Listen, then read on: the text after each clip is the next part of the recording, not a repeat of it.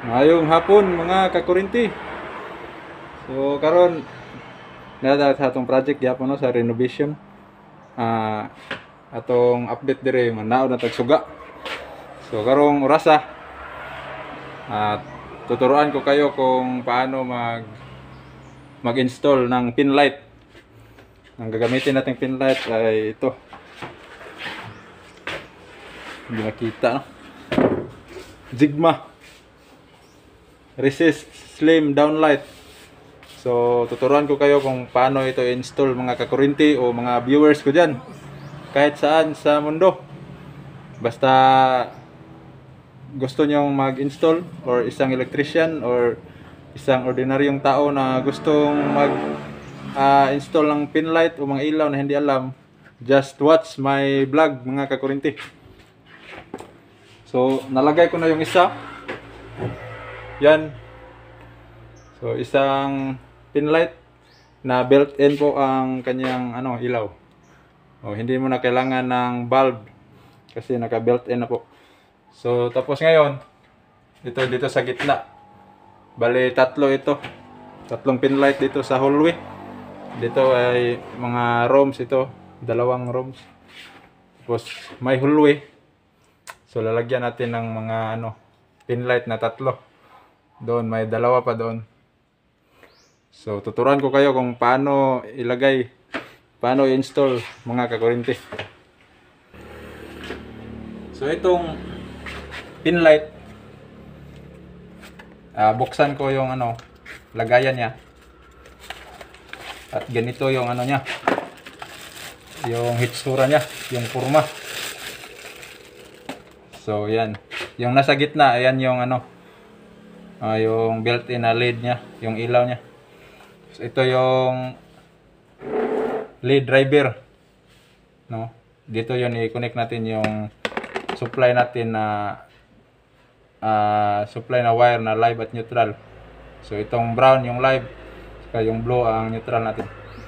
So before mga kakurinti, butasan muna natin yung yung ceiling natin. Kahit anong ceiling, yung hardiplex, marine, at saka yung iba, yung may plastic na PVC panel. So itong ceiling natin dito is lang, hardiplex.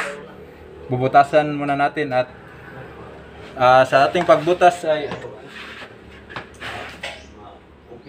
may layout po. Ito po yung pattern natin na bilog. Ito yung sukatin natin dito sa likuran niya. Ito. Huwag po ito. Itong nasa likodan. Ito. So nag-cutting na po ako ng isang pattern para yan yung isukat natin doon sa ceiling.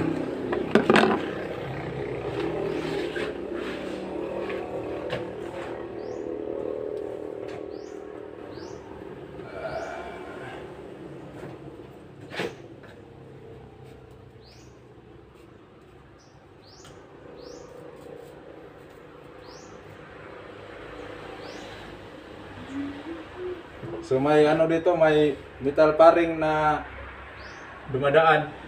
Wag nating tamaan para hindi na makating yung metal paring.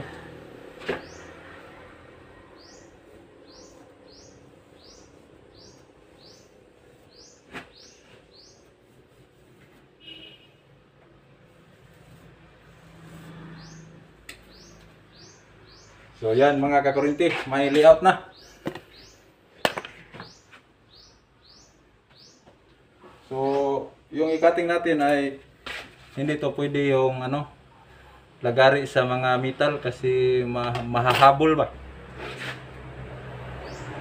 So, gamitan natin ng flat screw. Flat screw muna.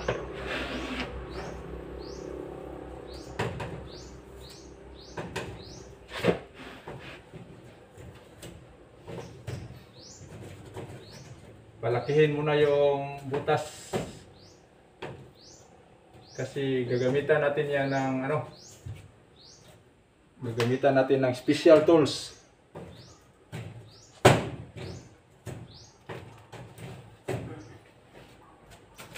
Yan mga kakurinti. Gamitan natin ng plies, no? yung pangbutas natin dito.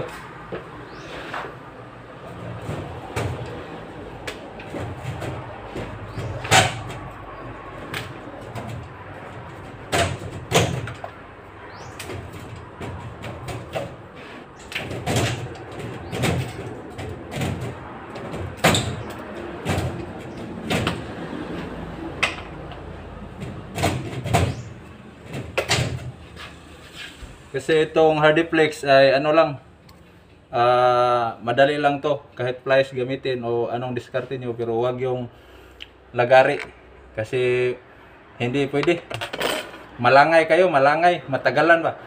So itong pliers mas mainam to, mas madali gamitin ba mga kakurinti, mga ka-viewers.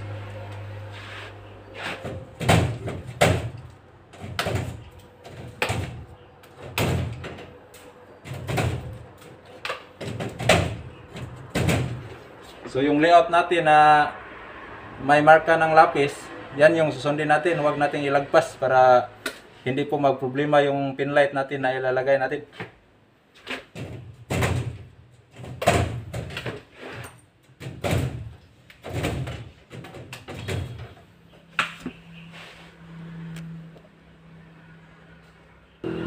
So mga kakurinti, butas na po. Okay na yan po. Pwede natin ilagay.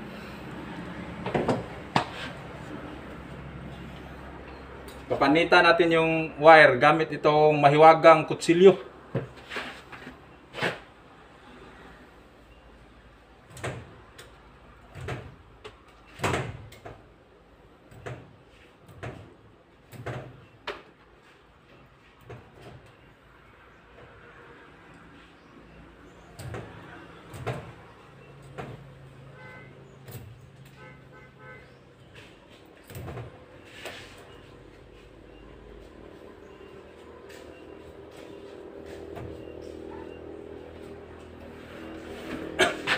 So yan, may color coding yung linya natin mga ka-viewers, mga kakurinti.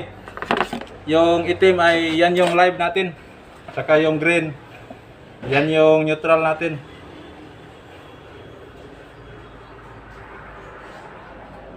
So itong cord niya, pinapanitan lang natin, binabalatan ba.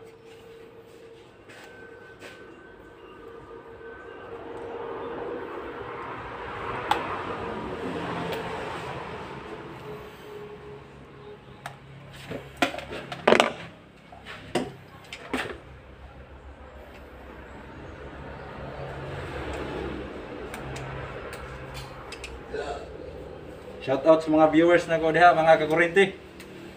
Nakalayang dapit sa Facebook, no? Sa YouTube. Kakurinti TV. Please like, comment, and share. Subscribe. So ito, nabalatan na natin. Yung brown, yung live, yung blue, yung neutral.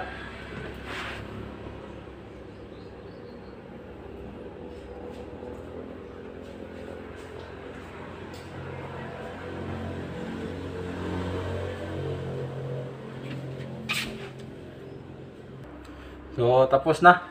Na ano na natin, na splice na natin at saka nalagyan na ng electrical tape. So ngayon, ano na natin, ipasok na natin doon sa butas niya. Tulak mo lang yung mga wire.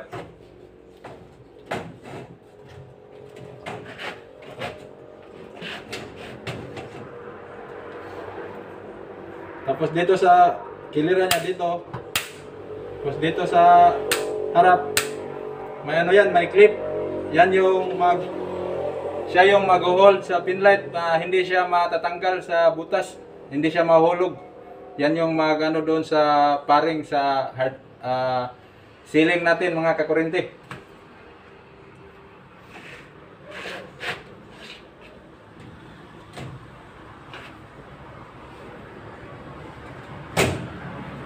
So ayun, tapos na.